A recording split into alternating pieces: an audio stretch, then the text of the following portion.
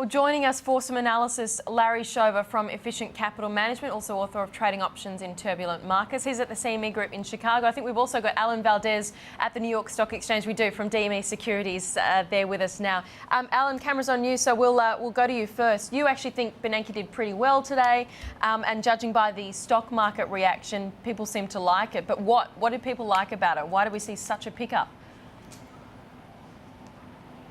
Well, you know, Brooke, good morning. I think what they took out of it, most traders, is that there probably will be some kind of QE3. They won't call it QE3, but there seems to be the hint that maybe he tipped his hand a little here, and he will continue some kind of purchasing of either treasuries or junk bonds going further. And that's really what's fueled this rally for the last 6 months, is the fact that the Feds are really fueling this whole rally here.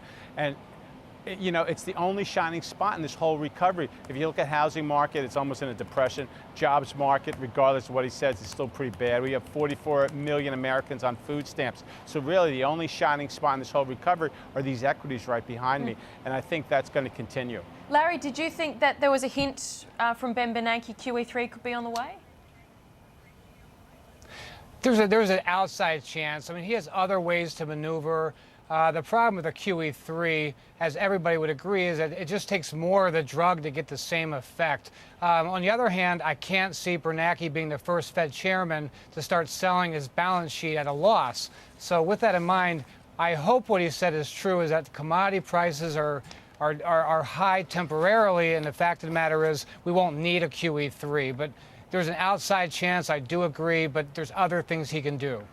He did say that the trade-offs are getting less attractive at that point. I saw another analyst suggest that seemed to rule out QE3. And I think it also seemed to be an admission. Phil Flynn from Chicago thought maybe that was an admission that Fed policy is fueling some of this inflation. Did you find that particularly revealing, or were there other particularly revealing comments from Ben Bernake that you picked up on?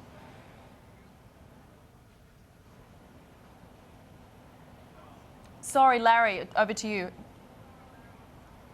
Oh, I'm very sorry about that. Yeah, I think those comments are 100% correct. But I think at the end of the day, what Bernake did today was address the 800-pound gorillas that were in the room and spoke very boldly about them, saying, hey, in the short term, we do need to lower our growth forecasts and raise our inflation forecasts. Yes, commodity prices are a problem. Yes, the U.S. dollar is too low, but we're not intentionally making it low. All that to say, the risk on trade is back in vogue, and that's why we're seeing the stock market rally. Treasuries at 3 3/8% in the 10 years, and all the metals rallying once again. Yeah, Alan, I just wonder what markets look for next. If it's much of the same, you know, we've got this stimulus in place, not coming away anytime soon. Do these markets just keep heading higher? What are you watching next, Alan? Well, yeah, no, I agree with your guess. I think as long as this loose monetary policy continues, which is going to continue for a little while at least, that you'll see this market continue. There's no place else to go. It's like the only game in town. So they're going to continue. This trade's on. I agree. This trade's going to stay on until something changes. And right now, I kind of tend to think this market's going to continue to rally for the near future. There's no reason for it to come down right now because there's no place else to put your money. To explain that, why is this the only game in town? Explain that to viewers. Alan. Well, I mean, if you look at what they're doing, it's to say the Feds are buying $100 billion a month in treasuries. That money's finding its way into risk. It's not going into money markets at 0% interest or something like that, ridiculous low number. So they're taking that risk, and they're coming either into equities or into currencies. And you're seeing it right here. And that's the way that it's going to continue, because they are making money come into these equity markets right now. That's why we're seeing this market go up. Larry, we saw gold jumping up about 1%. We saw silver up about 6%, I think, after Ben Bernake spoke today. Yeah. And yet, I'm reading in the newspapers here and reading lots online that, you know, these two are about to burst. Certainly silver is a bubble that's supposed to burst. And yet now, with that speech from Ben Bernake today, is there further gains in sight? Again, it's just a big buying spree. And if you know that this morning, silver was actually down.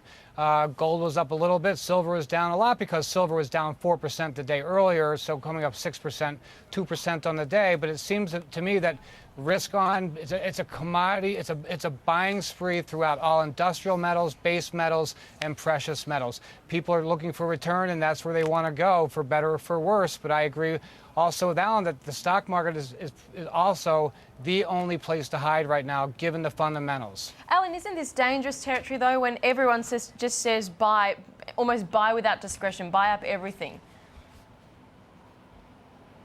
Oh, it's a very dangerous situation we're heading into.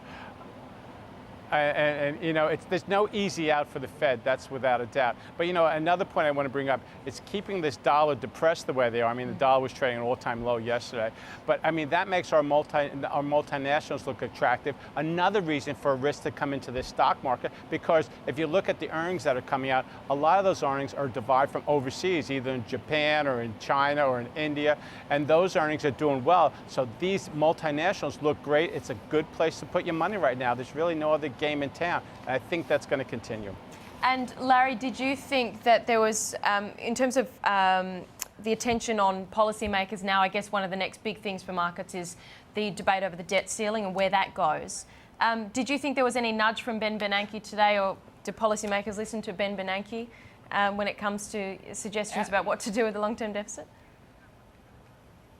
Yeah, and this is where I think Bernanke gets an A+. In his press conference today, he said he was going to urge action to cut the deficit and raise the debt ceiling. But he also said that the Fed does not have the authority to do so. But he's going to be banging on the door of the White House and the Treasury to get this fixed. Because if we don't, it's a big risk. But the market is saying that everything will be okay, that the debt ceiling problem will go away. Otherwise, the 10-year note would be in an absolute free fall. And right now, it's what, 3 3/8%.